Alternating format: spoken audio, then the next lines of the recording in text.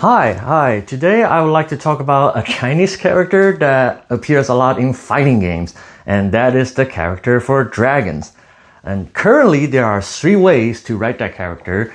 You have the simplified Chinese from mainland China, this semi-simplified form in Japan, and you have the traditional Chinese used in Hong Kong, Taiwan, and Macau. The traditional character is supposed to be the most orthodox form, but after World War II, both mainland China and Japan had a language reform, and the Chinese turned this one into this, and the Japanese turned this one into this.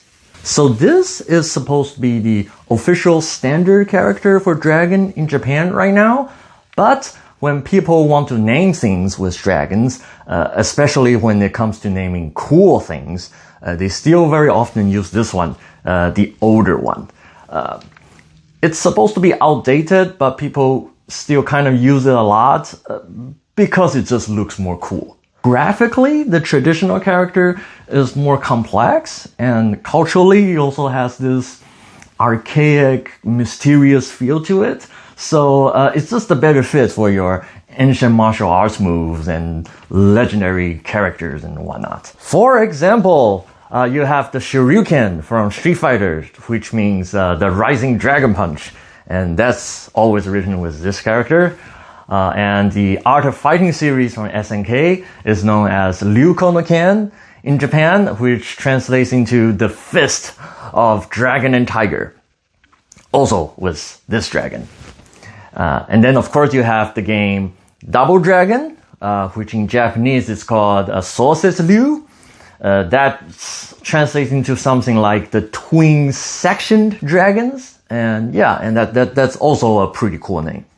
But of course there are also exceptions, like the Tazu kick or Hurricane kick, also from Street Fighters. So the full name of that move is Tatsumaki Senpu Kyaku, and Tatsumaki means hurricane or tornado, and word for word it says spiraling dragon. So there's also a dragon there, but that dragon is written in this semi-simplified standard form.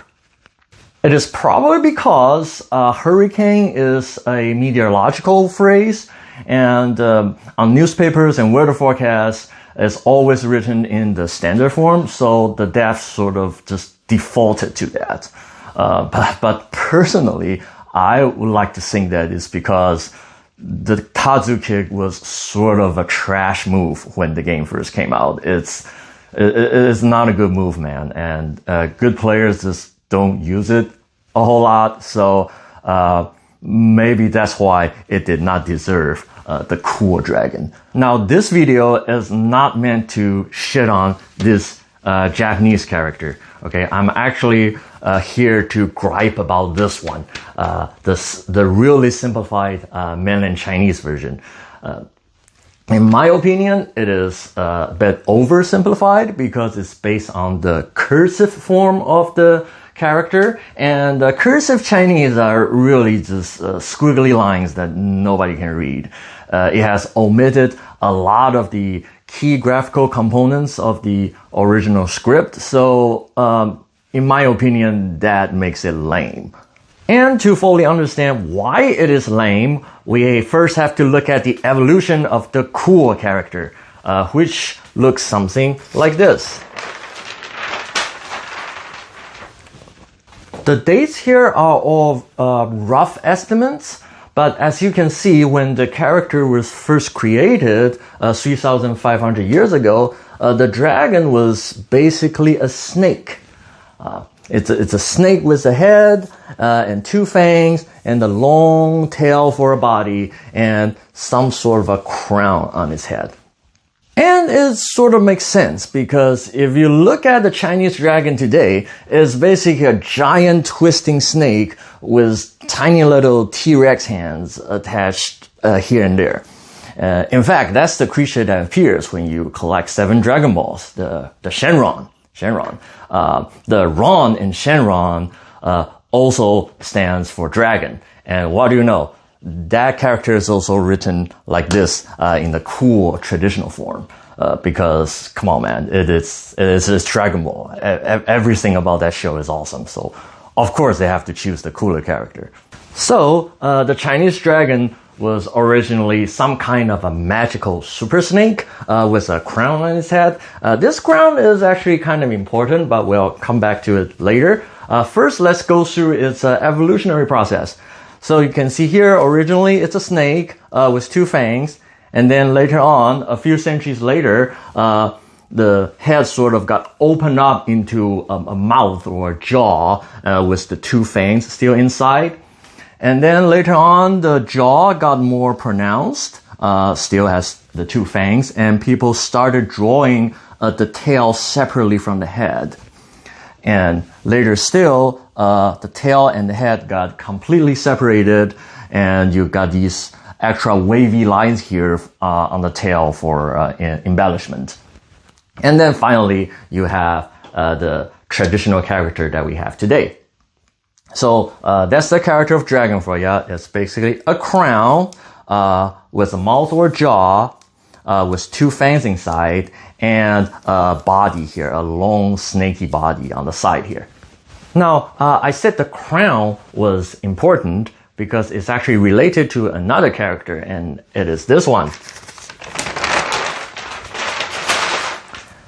This, in Japanese, is pronounced Tei or Mikado. It means emperor nowadays, but originally, it meant something else. It's actually the name of a god.